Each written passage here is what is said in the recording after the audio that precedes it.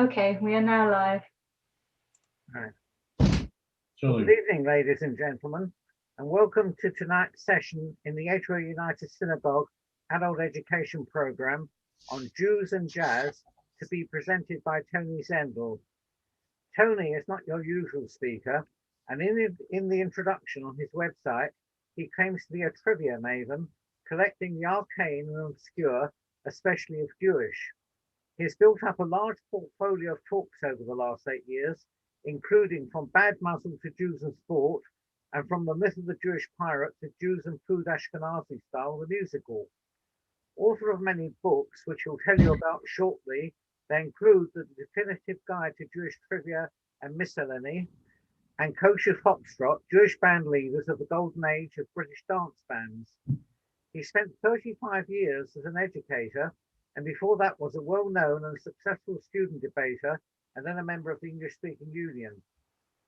Tonight, he is going to address us on Jews and Jazz, how Jews became involved in the genre, either as writers, publishers, performers, or band leaders, forming bonds with the jazz greats, and how they helped in the fight against discrimination and segregation rife in America in the last century.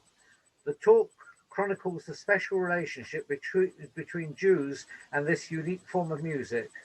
This is only part one of Tony's presentation. He may well return to present part two at some time. After his presentation, Tony has kindly agreed to a Q&A session, and at that point, if you wish to speak, please raise your virtual hand. There we go. I will now share my screen and pray that I get it right. And Spencer, if you can see that, just thumbs up. Jolly good. Okay, welcome. Welcome. I think we'll start off with a little tune. Let's go. There we go.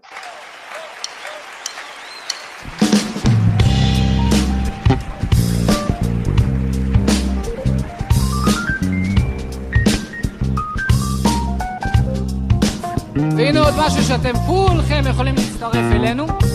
אני מאמין שאתם גם את השיר הזה אתם מכירים. בואו נבדוק אתכם.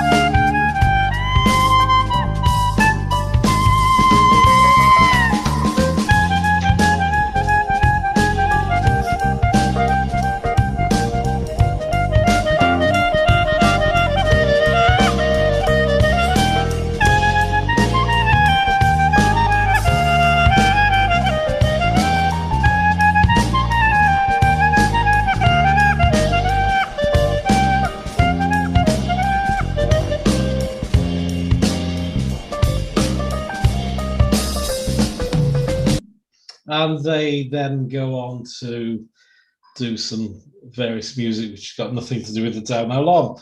The Hebrew, he's saying is, I think you all know that song, and join in if you want to, which you might expect. Well, welcome everybody to Jews and Jazz. It's a combination that goes together like roast beef and Yorkshire pudding or smoked salmon bagels. And it's a very edible combination indeed. So often Jewish history is portrayed as a list of lachrymose events. And as a result of it, there are parts of it that are being forgotten. And one of those forgotten stories of the Jews is their involvement with a musical genre called jazz. And that's an involvement over a 50-ish year period. As Spencer said, this is really part one of the story. It's mainly American. I'm going to tell you about the part Jews had in the development of jazz, the part they played in the fight against racism, segregation in the United States.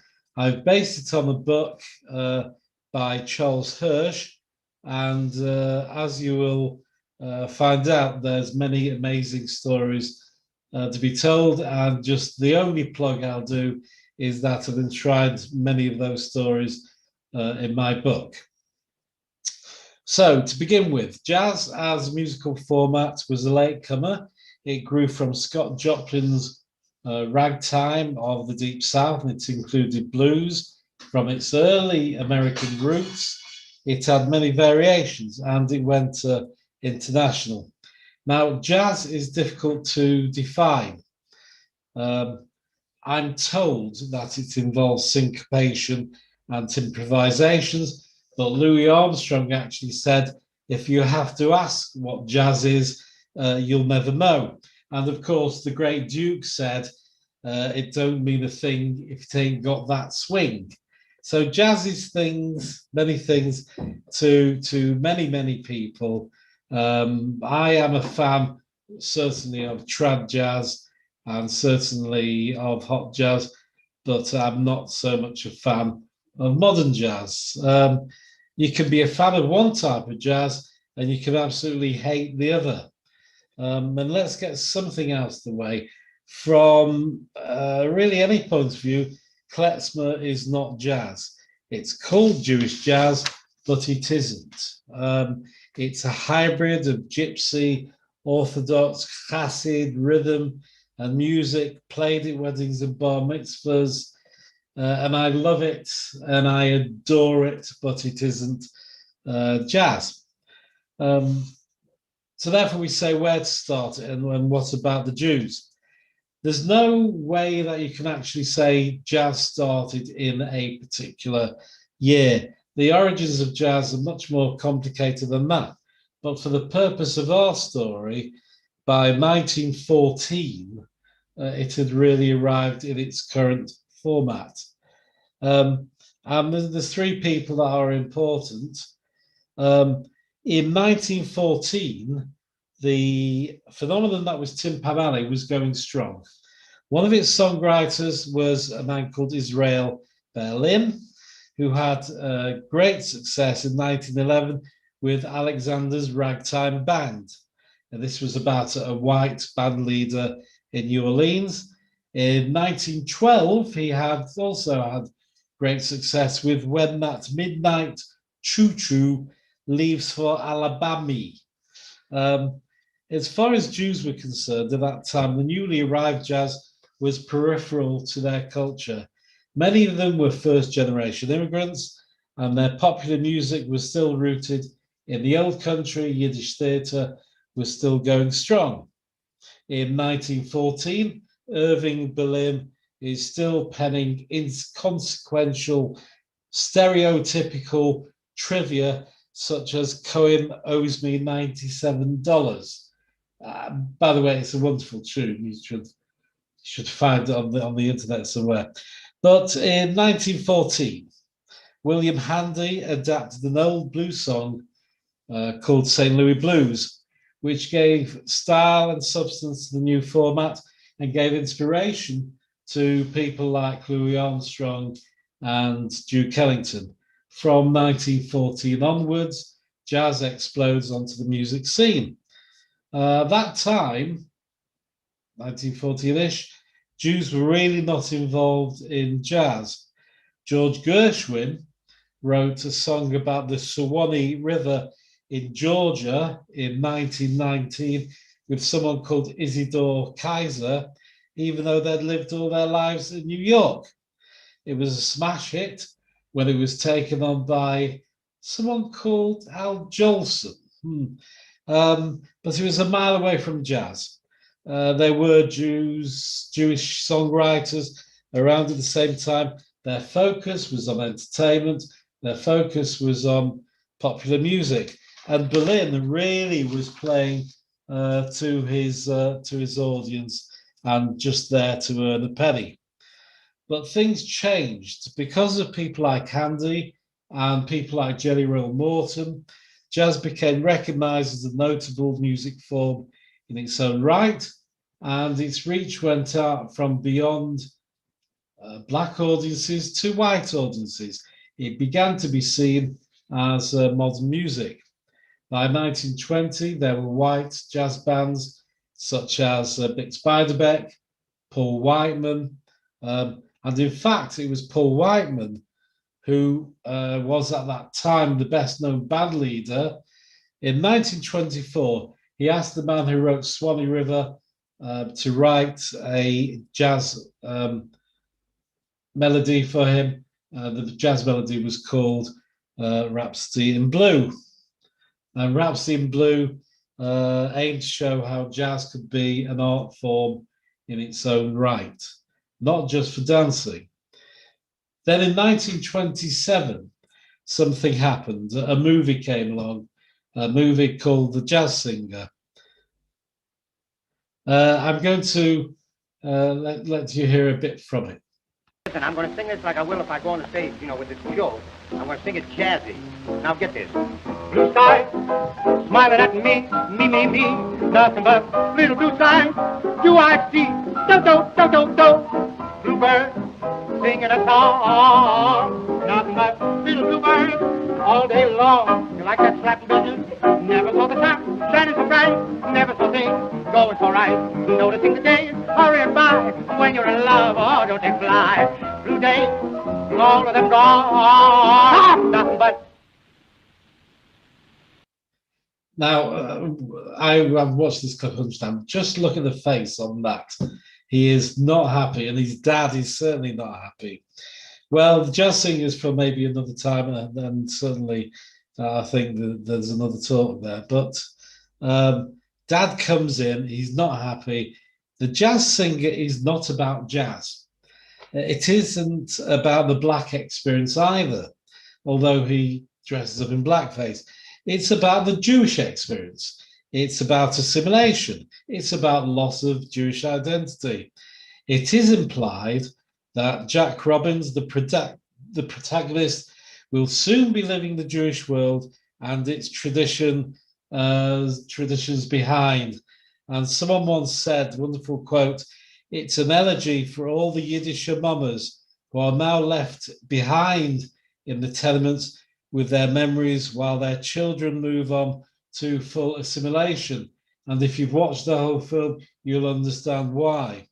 Of course, if you watched Fiddler on the Roof, and if you haven't, what the heck have you been doing all this time? You'll know that many of the themes were repeated in 1971. It's about tradition. And no, I won't burst into song, fortunately, for you. The jazz singer brought jazz into the mainstream, though. It brought it to be part of the American experience. Millions saw it and were introduced to jazz, and Jewish musicians and band leaders moved into jazz. In 1930, someone came in who would have a massive influence on jazz. The next clip is from a film called Hollywood Hotel. It features a tune called Sing, Sing, Sing by Louis Prima, and it showcases Harry James and Gene Krupa. And the band is, of course, the Benny Goodman Band.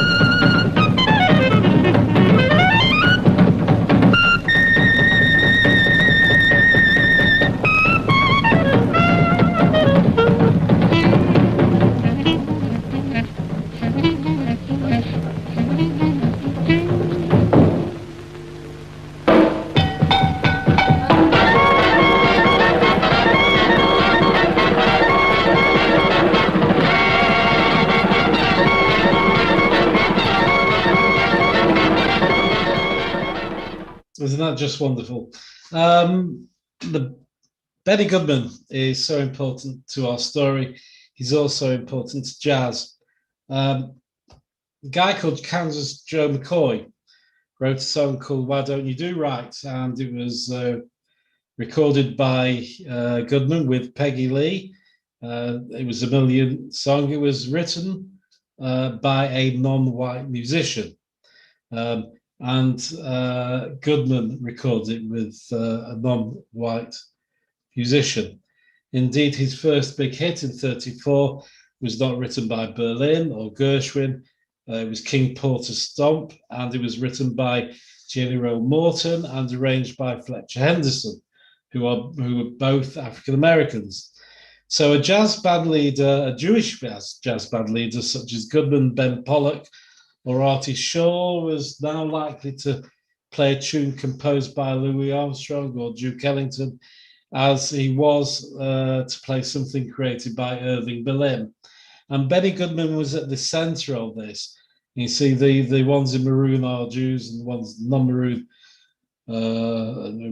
green, blue are not Jews. And you can see the links between them, and how even someone like Glenn Miller had a link with Ben Pollock, who was Jewish, had a link with Benny Goodman, played with Benny Goodman, and so on, so forth. So Benny Goodman was the center of all of this. He's the main man, if you like. On January 16th, 1938, Benny Goodman held a concert in Carnegie Hall. It was arguably the most important concert in jazz history. It showed that jazz was not only there to be danced with, but listened to as well. Whereas Rhapsody in Blue said jazz was musically important, the concert said jazz is for the world and is for everyone. The concert was important for another reason. In the concert were people like Count Basie, Duke Ellington, Lyle Hampton, black musicians playing with white musicians. In fact, Benny Goodman said you need the white keys and the black keys to create harmony, which was absolutely revolutionary in its day. In the 20s and 30s, in a white Christian America, black people were still being lynched. From the early days, Jews never had a problem with engaging with black musicians and black music. An example is Jolson, who's seen as some sort of pariah for wearing blackface, and thankfully blackface has been assigned to the dustbin of history, but condemnation of Jolson as some sort of racist is too easy and facile. He invited African Americans to his home. He demanded equal treatment for people like Cab Calloway, who he shared the bill with, and he went to boxing matches with them. In racially segregated America, where anti-Semites such as Henry Ford and Charles Lindbergh were seen as heroes, this was brave. And as for jazz, Henry Ford had this to say. Now, here's a picture of Henry with his mate. You may not know this, wonderful bit of trivia. Adolf Hitler kept a portrait of Henry Ford in his private office as he felt inspired by Ford. What a wonderful person Ford must have been. In response, Goodman said this. And not only Goodman, but Shaw as well were involved in that. Now, give me a second to read it. Goodman was, in fact, a very unpleasant individual from all accounts. There are plenty of examples of his ego, of his rudeness. He'd sack people on the spot for minor infractions, But there's one thing about Benny Goodman, which was that he wasn't concerned about the color of someone's skin. Goodman was not from in any way. He married a Vanderbilt, apparently even changed his accent from where he went. Neither was Artie Shaw. Artie Shaw had that quote, God bless him. But the one thing that went through them was their attitudes towards racism, and I think as a result of their Jewish upbringing. You know the thing, you can take the Jew out of the shtetl, but you can't take the shtetl out of the Jew. The influences on musicians and songwriters were many and varied, and as they grew up, these will have come to them. As far as the music is concerned, as they grew up, they will have heard melodies that inspired them. Sometimes the link was direct and immediate. Here's a tune called the Stille Bulgar, the Quiet Bulgar, which became a jazz hit. I'll lead you on to this. Listen to the first bit. You'll love it.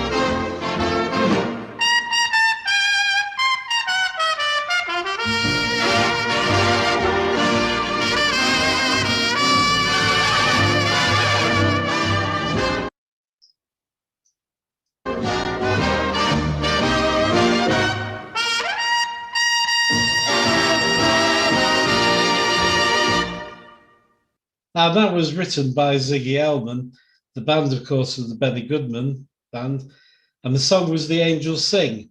And, of course, there's a direct link to the Stille Bulgar. This crossover, there was another crossover. Sholem Sekonda wrote a song for a Yiddish musical called I Would If I Could in 1932. And what happened to that song is that it became anglicized. You might say it converted into swing jazz, and it was played throughout the world and is now played throughout the world. And quite often where there are Jewish choirs, they'll put this in as a bit of light relief. It was, of course, by Mir Bis Shame. Well, I'm not going to play that version. I'm going to play the proper version using the original lyrics. It's sung by Simon Shapiro, and after you hear it, you'll never be able to listen to the pale, anodyne, Americanized version that Jewish choirs sing these days. So let's have a listen. It's fairly wonderful. Du sollst sein schwarz wie a Tute, wenn die hat Augen wie bei a Kute. Und wenn die Hitze bisslich hat, hissene Fieslich, so geht du sag mich nicht.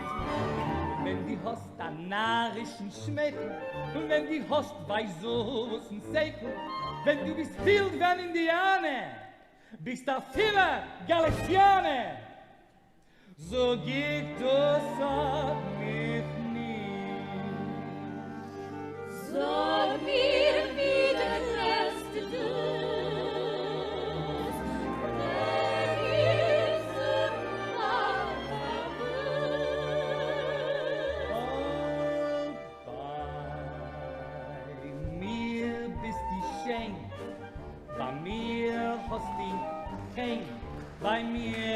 bist die eine auf der Welt.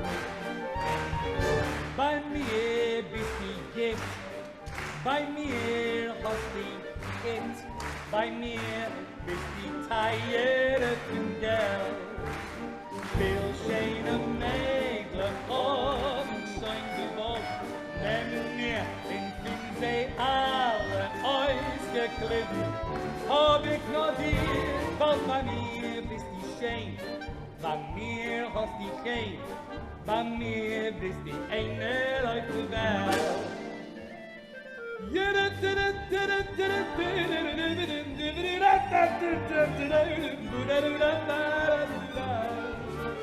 schönen Mädel haben schon gewohnt, nehmen wir in die alle ausgeklebt. Hab ich noch dir, bei mir bist du schön, bei mir hast du fein, bei mir bist du eine auf der Welt.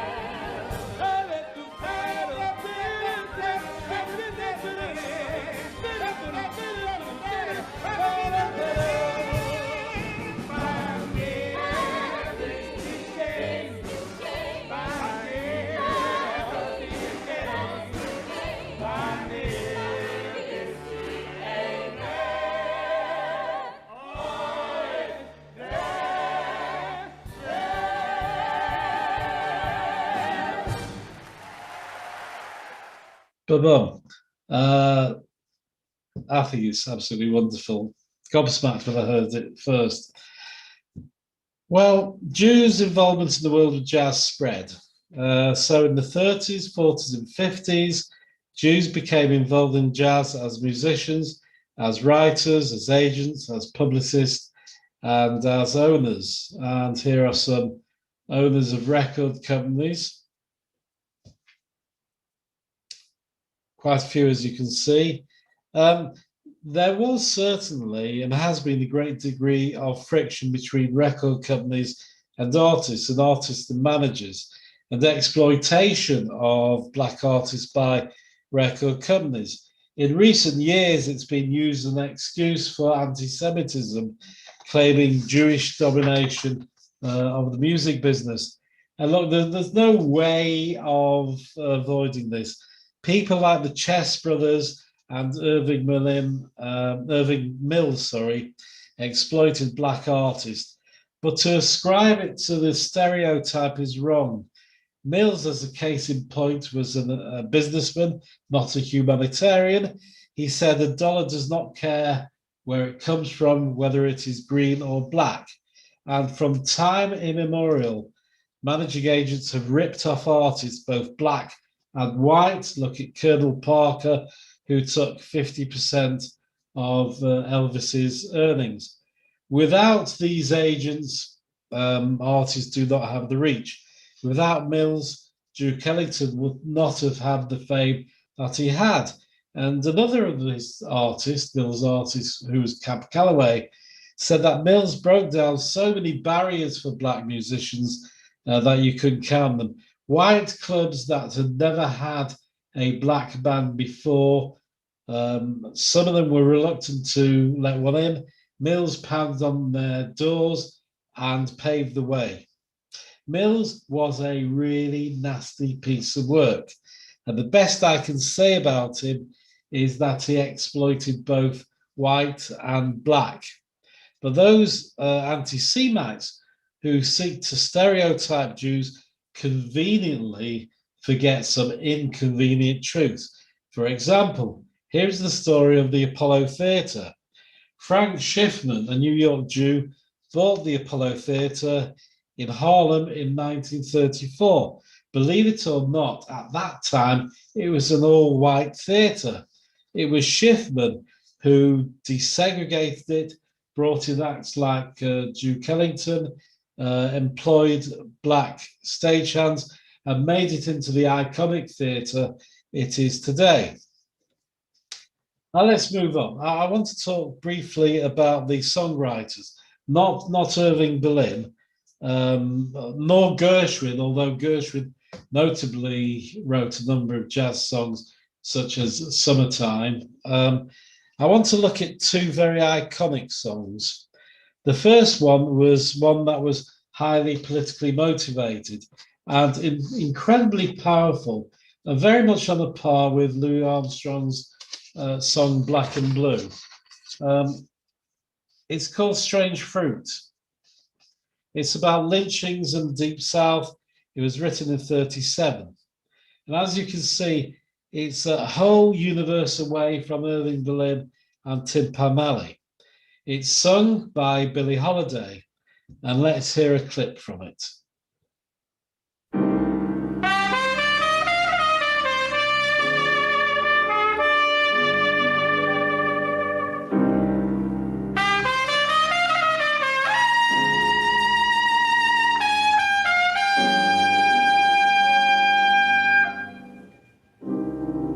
Southern trees bear strange fruit, blood on the leaves and blood at the root, black bodies swinging in the southern breeze, strange fruit hanging from the poplar trees.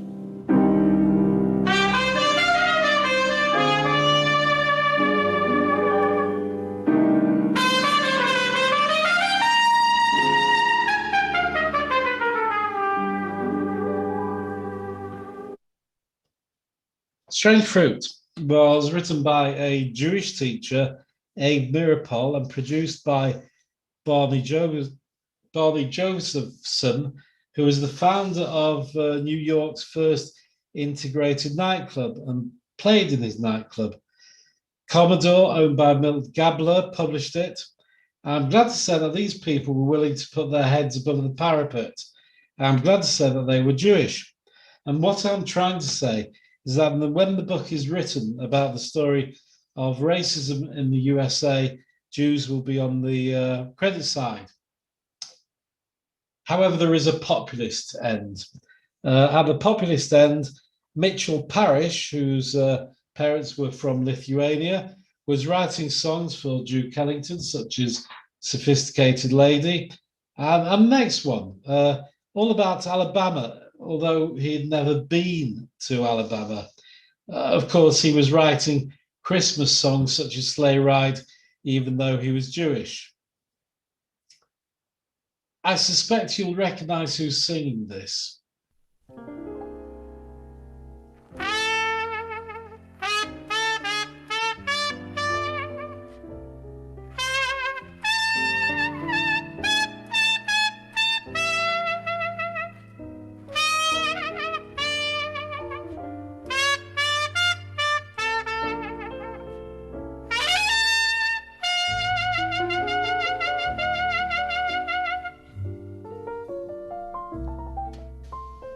We lived our little drama.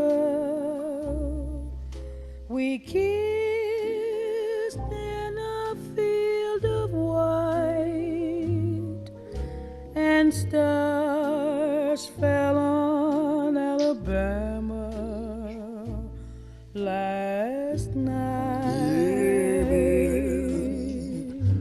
Oh, yes. I can't forget the glamour your eyes held a tender light, and stars fell on Alabama last night. Oh, by the season. Yeah, of course. Well, that's Louis Armstrong and Ella Fitzgerald. Louis Armstrong. Artists like Louis Armstrong didn't live in a totally black environment. He was a Philo-Semite. He wore a Star of David throughout his life. He said that Jews were discriminated against as much as Afro-Americans. And he felt a kinship. Some black artists went even further. Willie the Lion Smith, one of the leading jazz musicians at the time, defined himself as part Jewish, said that he'd been bar mitzvahed, so could certainly speak some Yiddish. His claims might be a bit dubious, but the important thing is that he had a wish to identify with the Jewish people. And when we come on to Slim Galliard, this goes into full flow. He claimed to have worked with a bunch of Jewish mobsters called the Purple Gang when he was young. He said he had Jewish ancestry and he played with different influences. Here's one of his tunes.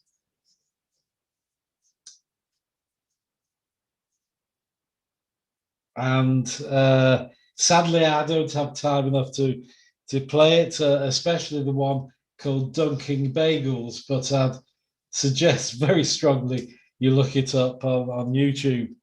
Another one was Cab Calloway.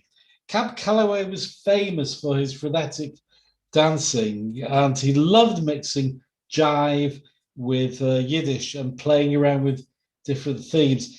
He had a tune called Abby Gesund, and another one which I'm going to play, which is based on Otter Zoy, Nita Schneider, That's the Way a Tailor Sews. And this was recorded in 1939. My mother used to sing to me a haunting little melody. Nobody knows where it came from or where it was composed.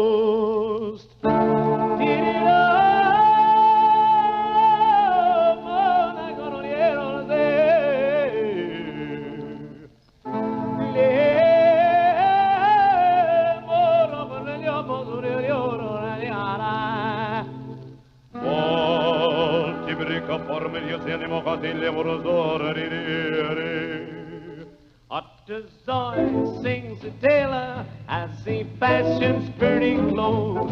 Ottezoy sings a tailor as he sews and sews and sews.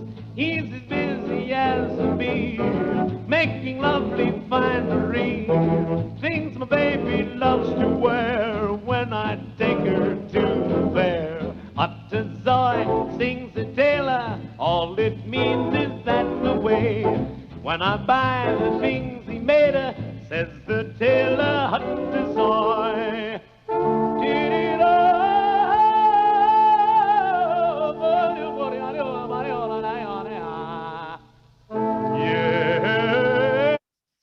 So there he is, Cab Calloway, and enjoying himself. This was recorded in 1939. Of course, the war intervened. Jews were still involved with jazz post-war. In the US, there was Buddy Rich, who kept big bands going after the popularity waned. There's Herb Alpert. And of course, Herb Alpert was the Tijuana Brass. I don't know what relation that has with Yiddishkeit, but there you go. Getz made this quote. Since he was the father of bossa nova, it's a very strange quote, actually, but he made it.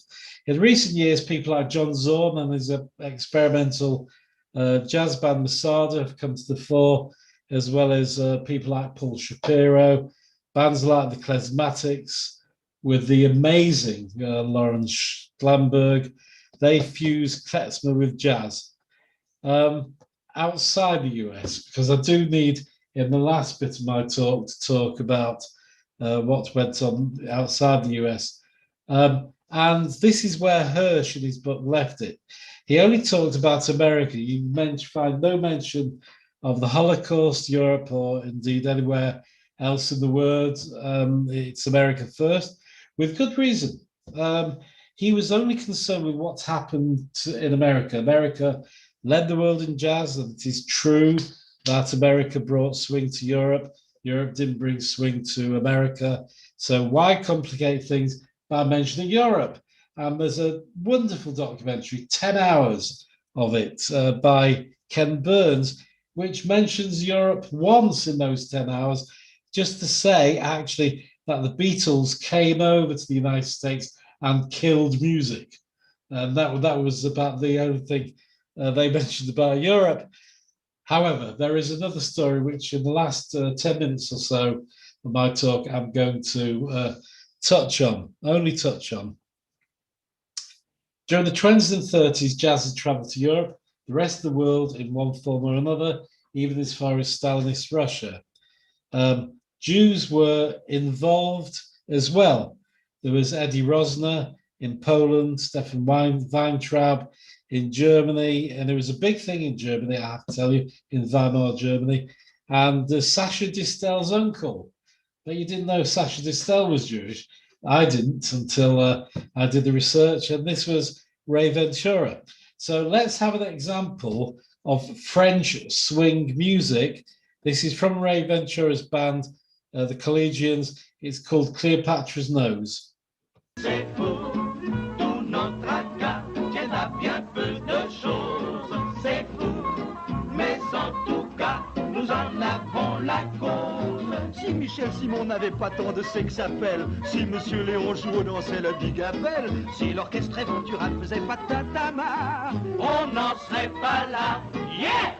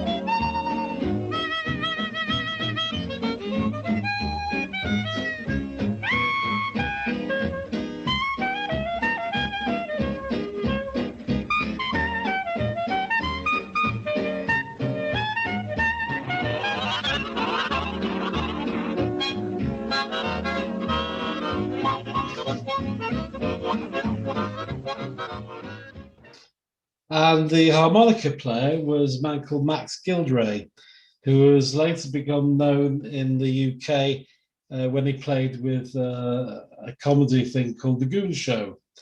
Britain, it was different. In the UK, between the 20s and 40s, there was the golden age of British dance bands. 4 million people a week went dancing, and you had band leaders such as Jack Hilton and Billy Cotton, who became superstars. And many of the band leaders on their side then were Jewish. And this is just a very, very small sample of them. I'll just leave you for 30 seconds while you take that list in.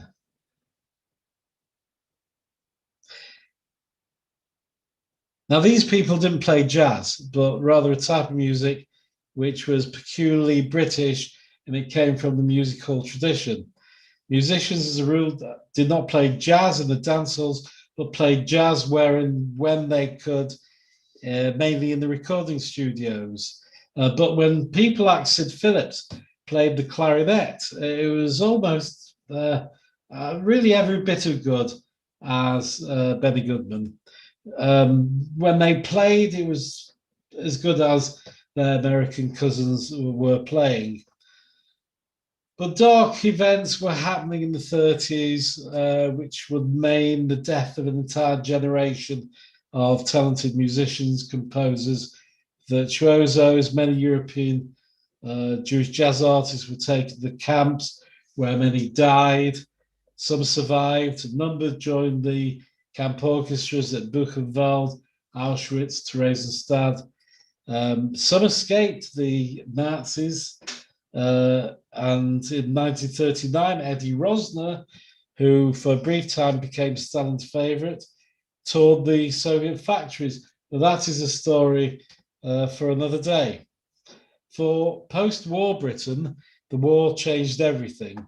Out went the large dance orchestras such as Ambrose and Giraldo, and in for a time came big band. And trad jazz became popular in the 50s and 60s. People like Chris Barber, Kenny Ball. Jews were involved in jazz in the UK.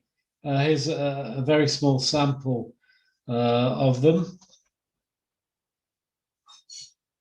And one thing I have found from my talks is that every British Jew, save myself, has an uncle, at least someone in the family, no matter how far removed, who was a jazz musician, led a band, ran a jazz club, ran a boarding house of musicians, or was a chanteuse themselves.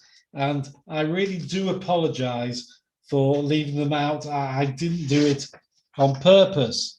There was also Johnny Franks, who plied his trade in places such as the Bournemouth hotels, which were the British equivalent of the Borscht Belt. After playing in dance bands on transatlantic liners, Ronnie Scott started a jazz club that became famous worldwide. His competitor was Cy Laurie of Jewish origin, and of course the other competitor was Humphrey Lyttelton. It was said that the tourists went to Humphrey, aficionados went to Ronnie Scott, and if you wanted sex, you went to Cy's and had lots of sweaty fun. By the way, the cover photograph of this talk is one of Ronnie Scott's guests, George Melly, who had a Jewish mother. Behind him is Ronnie Rubin, who was my wife's uncle and was a top jazz player. So let's have a taste of British jazz, trad jazz, with a guy called Monty Sunshine. Little Liza Jane, now swing little Liza, don't get lost. Little Liza Jane, now swing little Liza 2 by 2. Little Liza Jane, oh swing little Liza, I love you. Little Liza Jane, oh Eliza, well, little Liza Jane, oh Eliza, little Liza Jane, oh Eliza, oh little Liza Jane, oh Eliza, oh little Liza Jane.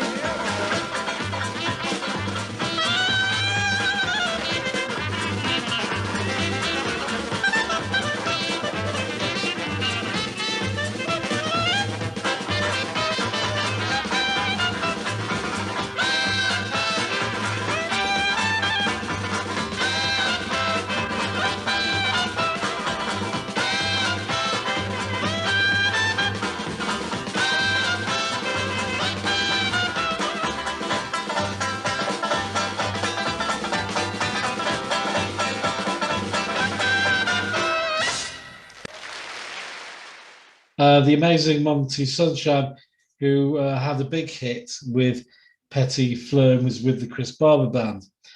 Finally, if we were talking about Jews and jazz, I can't leave out Israel.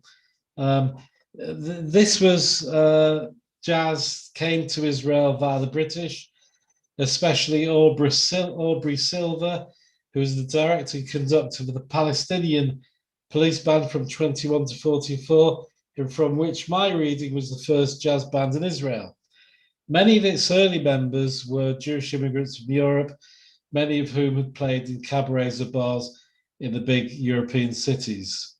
Going on from there, I read that in the past, Israeli jazz musicians at times gravitated to what was called falafel jazz, the nickname for jazz with heavy Middle Eastern themes and flavors.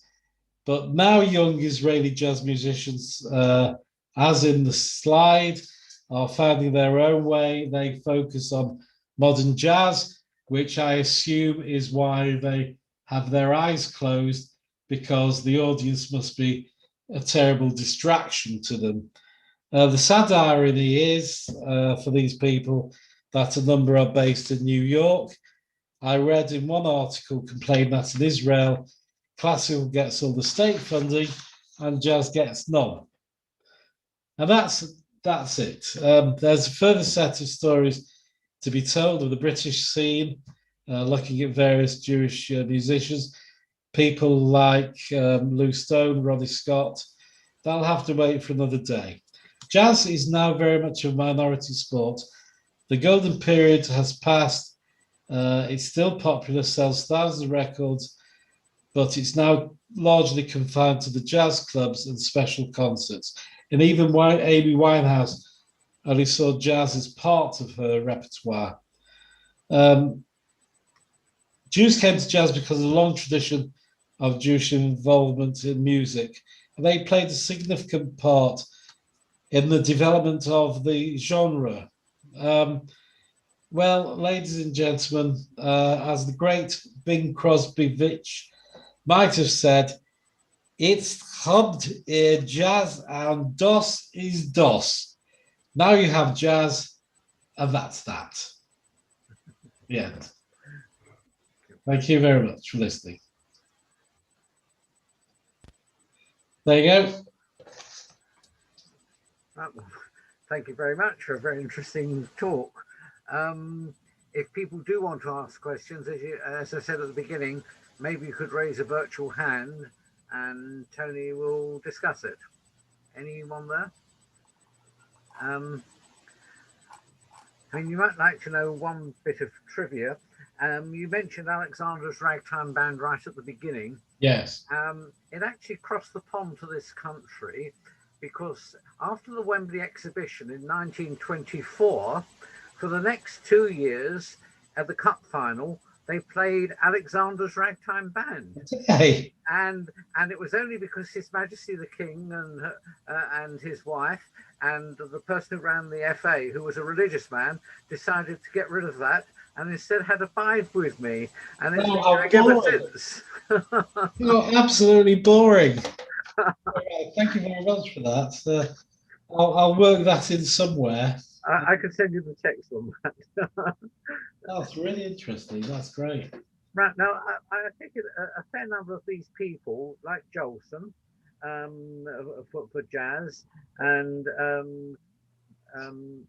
maybe with Oliver and so on in this country, were influenced by cantorial music. Do you have anything to say on that? They were influenced by cantorial music, but it never got into their jazz. Cantorial music, there isn't any link I've ever found. There's more of a link with the music that they were playing in the 1920s, which came from klezmer music, but wasn't klezmer music. The Stille Bulgar, for example, is not.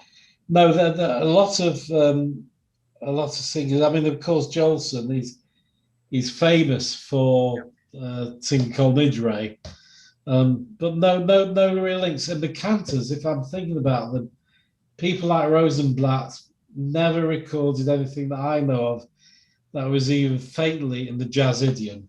So no, if you find something, tell me. I'll be fascinated to know. Right. Could you unmute Sandra Berger? I think she wants to ask a question. Hello, it's Richard Brigger speaking, Sandra's name. Thank you very much for that. That was brilliant, and certainly by far the happiest hour of the year so far. That was lovely. Would you mind repeating the name of one or two books that you mentioned, please? There is a book called by Charles Hirsch called Jews and Jazz. Thank you very much. I'm trying to think if there are any other. That's really the best book I know of. It's great. Thank you. Yeah. Okay. Right. Is there anyone else want to ask a question? Of course, there's my book, which is wonderful. Maybe you'd like to say it's called The Definitive Guide to Jewish Miscellany and Trivia, and it's available on Amazon. And you'll find other stuff that I've written there, but that's my. There's lots more trivia than just jazz, and that's encapsulates it all. That's my plug finished. Right.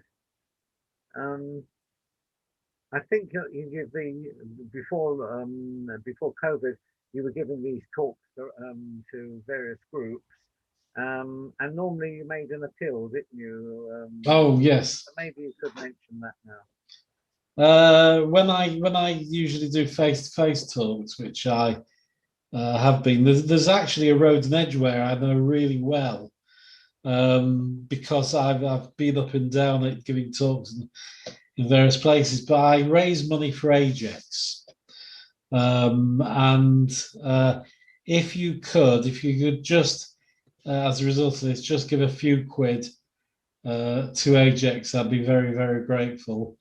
Unfortunately, the slot in the computer isn't big enough to put the money in, so I should think that Ajax have got an online appeal somewhere. And I'd be very grateful if you could, whatever you can afford, if you could do that. Right. Are there any other questions or comments? No. Well, we've been going for an hour now, so. There's Bernie. Sorry. Anyone else? No. Bernie. Bernie. Is somebody to unmute? Thank you. Yes. The movie clips you showed, are they all on YouTube? You'll find most of them on. Yes, you'll find that's where I get my stuff from. Right. And could you put some of the titles into the chat so we can look them up ourselves? They're quite exotic, some of these movies, aren't they? Yes, it takes me a long time to find them. Yes, I'm sure it does. I wouldn't know where the links actually were. I just find them, and then if they're of relevance, I download them. Right. But if, for example, you want to see something by Monty Sunshine, then just go to YouTube, Monty Sunshine. Yeah, sure. Yeah.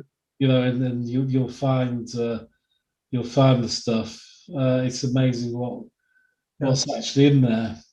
And that photo of the Palestine police band. Yes. Where's that?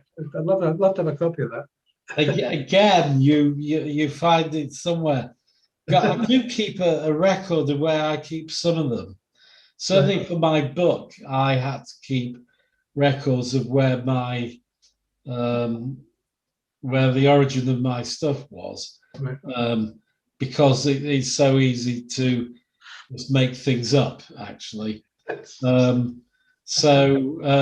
where the Palestinian police band is, I don't think I've got a link to that. You'll have to do it yourself. Okay, no problem. But look up Aubrey Silver. Aubrey Silver, I'll do that. You might have more luck if you look up Aubrey Silver. Yeah. Okay. Yeah. Perfect. Thank you. Pleasure. Anyone else? No. Okay. Well, I'd like to thank Tony for his very interesting talk and for taking us into a world which is unfamiliar to many of us. You won't have to wait long before hearing him again, since he's slated to make a further appearance later in the year in one of the Wednesday night sessions. You can find many of our past sessions on the HOUS YouTube channel, and our current program is on the website www.hou.com. Our next session is next Tuesday, the 8th of June, when Aviv Handler will be giving a talk on the achievements of his grandfather, Aryeh Handler, one of the most important UK Zionist leaders of the post-war period. It is being given to commemorate his 10th Yortzeit. Thank you all for attending, and we hope to see you back soon.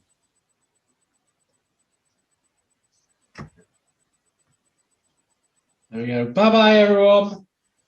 Bye-bye. Thank you. Good night.